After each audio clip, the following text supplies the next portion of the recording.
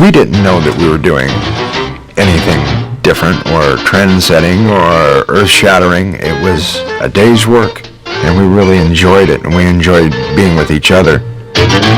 You know, working on the Addams Family, it was a truly a wonderful show to do. I used to love to go to work. Not only get paid to do something, but, you know, you get to see just work with wonderful people.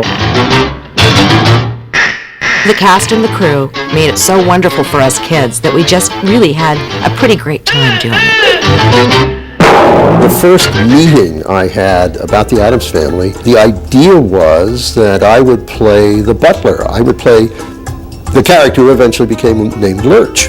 I left the meeting thinking, you know, this is never going to happen.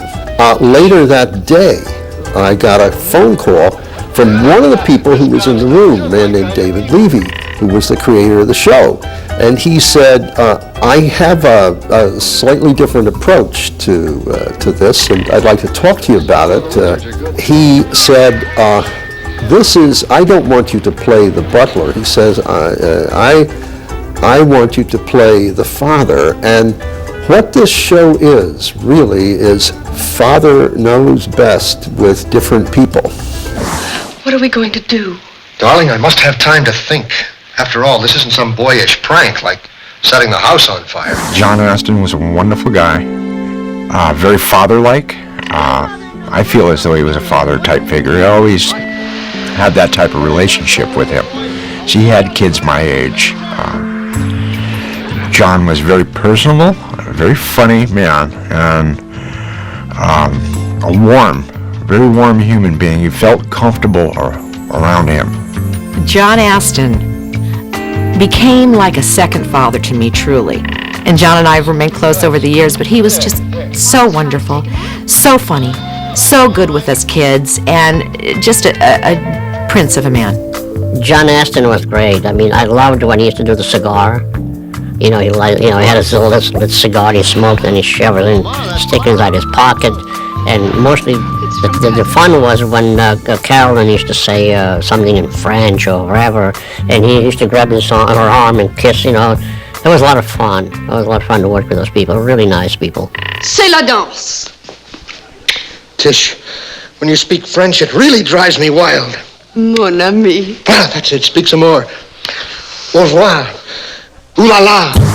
We tested many people for Morticia, and we really had trouble finding the right person to play. And then one day someone came up with the idea of what about seeing if Carolyn Jones will do it. Now, Carolyn was a well-established movie star at that time, and they called her up, and when she said yes, we were all thrilled. We were very compatible, and I loved working with her, and we remained friends as long as she lived.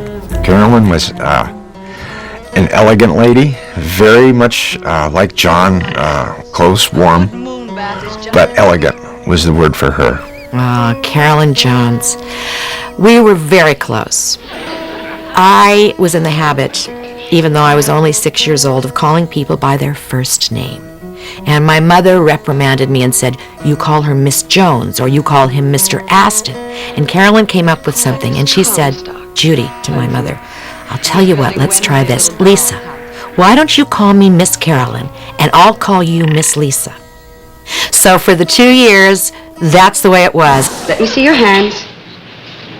Oh, excellent, Pugsley. The nails are nice and clean and sharp. And you did very well, too, Wednesday, darling. I think we took a bath for nothing. Working with Lisa and Kenny, I mean, it was a different thing. Kenny was a lot older than Lisa, and learned his lines and was always ready. The kids weren't always there either. I mean, most of the writing went around the grown-ups in the show, but when Kenny had to perform, he was ready and always delivered. I was excited to get the part, to be working regularly. I was born into a showbiz family, as you may know. Everybody in my family's in the business. My father's side of the family is Lassie's. My uncle Rudd had Lassie. My mother's side of the family, my aunt was Ruby Keeler, who was married to Al Jolson. So everybody in my family works. And then I was about 7 years old when I got cast for that show, and I was happy I was going to be working too. What'll it be today, Pugsley? A nice head-on collision?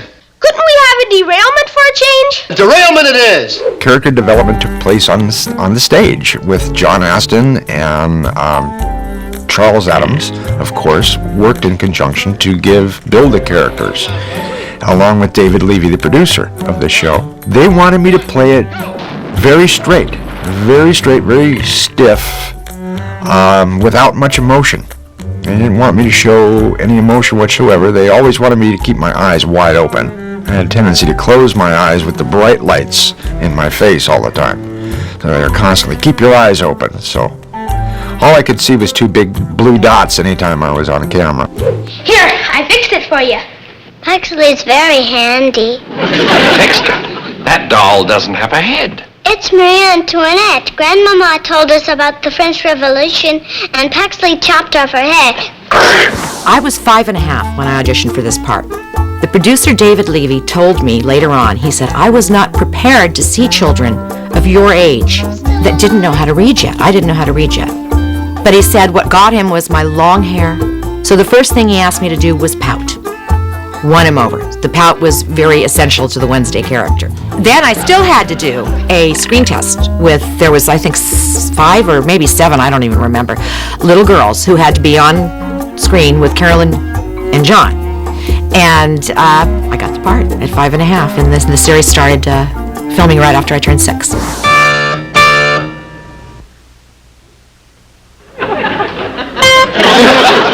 Thank you, Sing. But remember, nobody likes a smart thing. The character of Wednesday Addams, as being a little girl, was sometimes difficult for me because she had to be morose. I was never allowed to smile. The pout was the thing. And yet, I worked with these people, John Astin, Carolyn Jones, Jackie Coogan, Ted Cassidy, everybody, who were so funny and so wonderful. And I was just so happy. They'd have to stop if I wasn't pouting, so, and I had to do that for 2 years, from 6 till 8 years old. So that was a little difficult because she was definitely Wednesday. Wednesday's child is full of woe. That's what was required, so it was interesting. Lisa and I, we were about 3 years apart in age, and we didn't get along very much well at all on the set. They had to calm us down. We got along like a typical 6 and 8 year old. Kenny and I had a very difficult time in the beginning. We had certain jealousies. We were like a brother and sister. And of course we went to school with a teacher from the Board of Education on the set, a tutor from the Board of Ed, when we were filming. And they at one time had to put up a partition between us because we would throw pens at each other. We would fight, our desks faced each other, so they put up a wood partition between us because we were just fighting like brothers and sisters. We got along well, and we didn't get along well. And there's a lot of, chasing each other around the set and little wars and so on.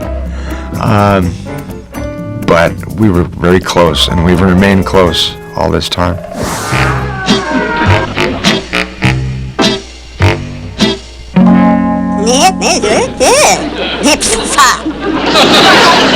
Cousin.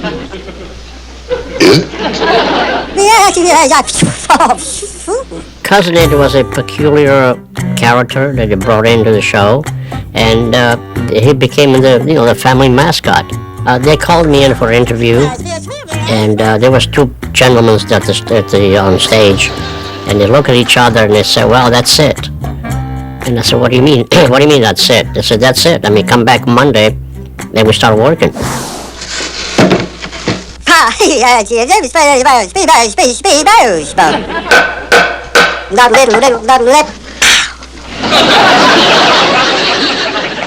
There actually was 2 pieces. Was like a skirt type, and then it was like a wig on top of my head with a derby hat and a pair of sunglasses, and they just brushed down, blended with the brush, and that's was it. I mean, it was Cousin Ed. Felix, Cousin It. I loved to be around. He was the only one who was a little shorter than myself at 6.5 years old. And he was, to me, at that age, at 6.5, the way he interacted with Kenny and I, he was like another playmate. He was sweet, and we're still very close. We've stayed close throughout the years. Cousin It was a confusing character, a good source of jokes, a good source of material. You could run with that one forever, of course. Oh, I do hope the new neighbors will like the house. Do you think they will? How can they help it? It is nice and dismal, isn't it? Don't be modest, my dear. It's absolutely bleak. Thank you, darling.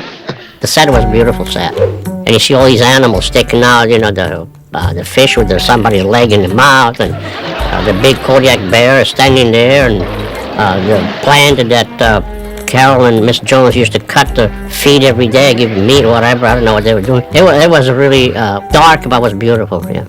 Being on that set was something that is out of this world. You couldn't imagine a more wonderful place for a 9-10-year-old kid to play who's got a wonderful imagination, and I loved playing on that set. It was wonderful. It was a wonderful stage. It was fantastic. I couldn't compare it to anything else. I must confess, I misjudged you people completely. Thank you.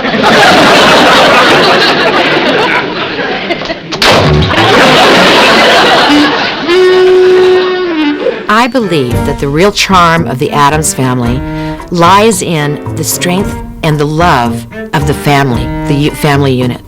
They, as weird and crazy and macabre as they were, really supported each other as a family. It was one of the first shows that you really ever saw in the 60s, a husband showing that kind of passion and affection for his wife. The Tish French thing, and when Gomez would go crazy. And even though weird and bizarre as they were, I think people really loved the family, loved the way, what they meant to each other, and how they treated each other, and how they supported each other.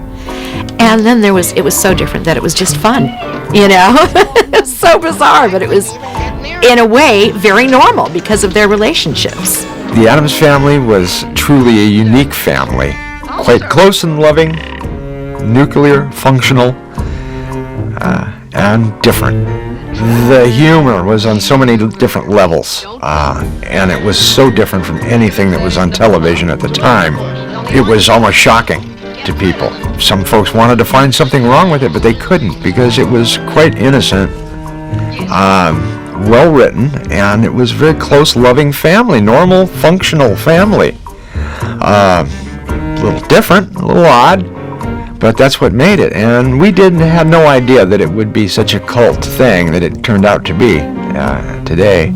The undercurrent of the show was, in my view, rather profound, actually. He's the smartest ape I ever met. We were different people, but it was okay, because what really counted was what was inside and what we manifested in our relationships with one another. And so the show was, as much as anything, an affirmation of life, an affirmation of respect for humanity. And while its surface was not at all like this, underneath, that's what it was all about. I think it's why the show has continued to have an audience so many years after its inception.